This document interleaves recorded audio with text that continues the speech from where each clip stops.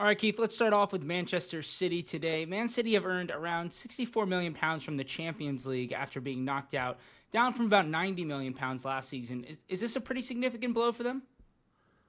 It's a difficult one to say it's significant. I mean, it's not helpful, obviously, but I don't think it's going to make much of a dent in the overall positive picture that Man City have got. It's obviously, 30 million is serious money, and it can't help overall, but it's not going to be as crucial as it would be for some of the other clubs. And Man City are just 2 points clear of eighth place. Obviously, we spoke a little bit about this last week where teams are prepared for worst case scenario, best case scenario in terms of their finances. I can't imagine Man City thought worst case scenario was much lower than fourth. What would it mean if they dropped somehow to eighth place, maybe no European football in terms of their financial accounts? Yeah, look, again, it would make a difference, but I think they've got enough in the bank, so to speak, and I don't mean that actual financially, but enough sort of credit in the bank from all the good seasons they've had before this one. So I think 1 year of a blip is going to be manageable for City in many ways. But look, we've seen City finish strong before. Still a number of games left. They could still make fourth spot. But you're absolutely right. I'm pretty sure that fourth would have been where they would have said was the worst case scenario, and hope to have improved on that. So there's no doubt there's going to be some rethinking and rescheduling around it 'cause it's a very well run club, but they've got enough assets to be able to sell if they needed to and make up any shortfall. But it's certainly not what was expected. But as I say, still games to go, and let's just judge it probably after Easter and see where we are then.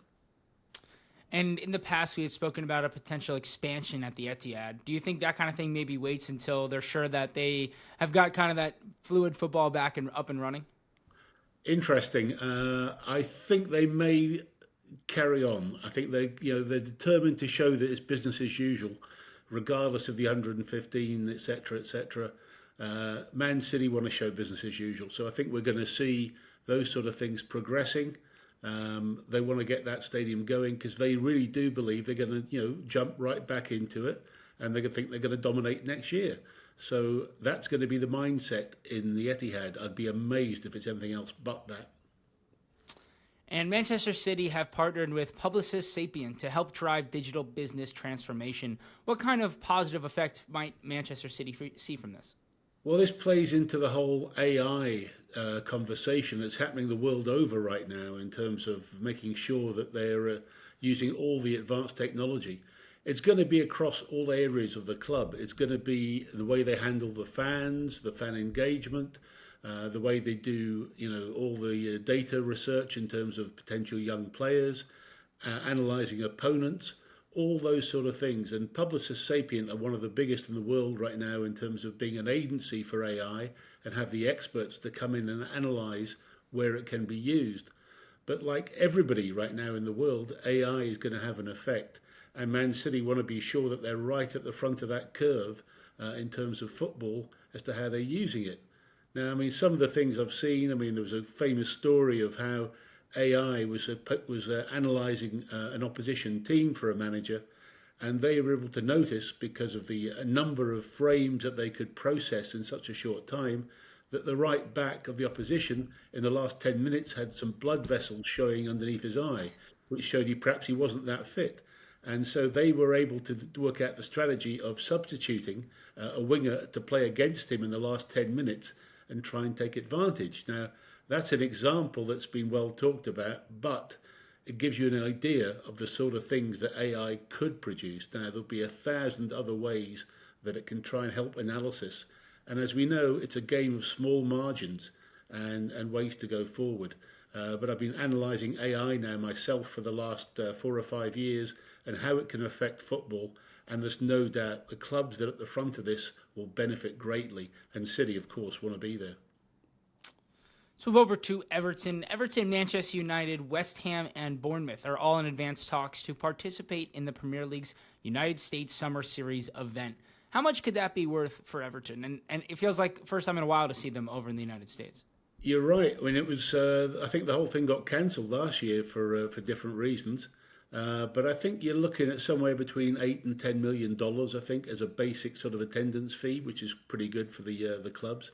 I think Everton, maybe, and West Ham probably get maybe slightly more than Bournemouth and Brentford, purely because of the not because Brentford and Bournemouth will probably finish above them both in the table, but still the reach of the fans will probably be one of the key denominators.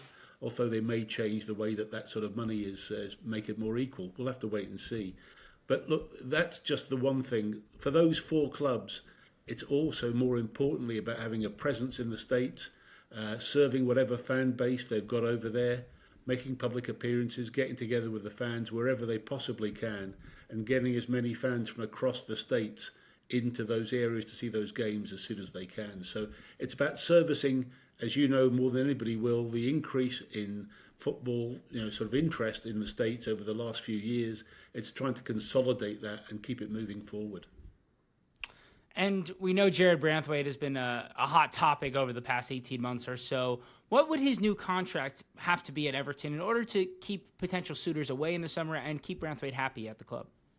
Well, I think he's going to have to become probably the highest paid player at the club for a start, and I think that's going to be looking at over 200,000 a week in terms of paying. And if they're going to get a new contract, then they're going to have to put in some sort of clause in order to, to keep him there and to make sure that there's an actual break clause in there, and that's going to have to be well over 100 million, I think, is what they should be looking at. So whether he goes to, Real Madrid is now the club that's being mentioned, whereas before it was always Man United. And it's not surprising. He is a huge young talent. He's playing with such composure, plays the ball very well. But I don't really like speaking about him in case it alerts anybody to how good he is. But, that's the sort of scale he's going to be. He's going to have to be the highest paid player, I think, in the club. And is there any update on the potential transportation issues from that first test event at the new stadium that we spoke about last week? I've seen a little bit about that in the papers. Yeah, look, there's been a lot of hand-wringing, petitions. The local residents who live in this area have got questions about a parking zone. The train services, as you know, have been absolutely lambasted. And I'm sure that Liverpool Council, who are the ones responsible for this, are taking it all on board. It's going to have to be. I mean, the problem at the test event was there were only trains that only had 4 carriages. And so you need to have a lot more than that. But then again, you're dictated to by the size of the platform. I've been around through all these traffic issues on stadiums before, but something will have to be done. There's talk about trams, there's talk about all sorts of things. But look, this is great because the test event has put shone a big light on this, and it will be resolved. So certainly before the games kick off in August, and we've got another 2 events coming up. The work will be done, and I'm convinced that there'll be a satisfactory solution to make sure the stadium gets the transportation it deserves. Move on to Newcastle. There are reports over the last day or two that should Newcastle not qualify for the Champions League, that they have a verbal agreement with Alexander Isak to be sold for around £85 million should he want to leave. Do you think that's true? Because it kind of came out of nowhere. I don't accept that number at all. I think if Newcastle do want to sell him, it'll be more than that. I think they're looking well over 100. I've heard numbers as high as 140. So that's where I think his true value would be, given he's so hot right now, provided he stays injury-free, of course, for the rest of the season. No doubt he's a special talent. And unless there's some sort of clause in his contract for break, I don't think there is. But that would be the only reason that sort of number would be even thought about. But if he's going to go, it's going to be for a very, very big fee. And the future of Newcastle United is set to be shaped by a